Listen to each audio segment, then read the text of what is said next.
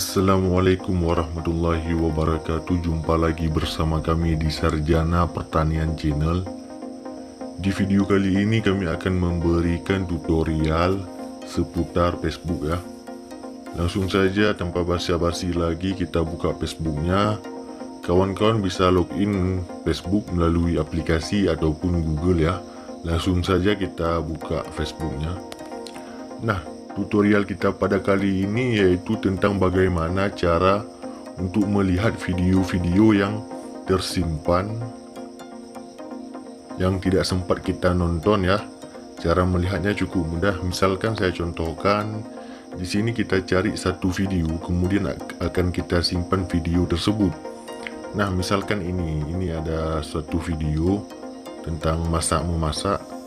Nah, video seperti ini biasanya kita simpan dengan cara di titik 3 ini.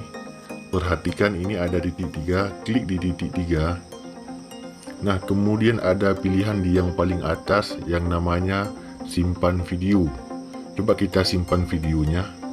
Nah, video yang kita simpan ini ditambahkan ke koleksi yang ada di Facebook. Cara untuk melihat keseluruhan video yang kita simpan tersebut caranya dengan cara klik di garis 3 ini di pojok kanan atas.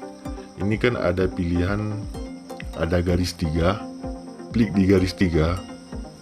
Kemudian kita scroll ke bawah sampai muncul yang namanya ini ya, perhatikan tersimpan.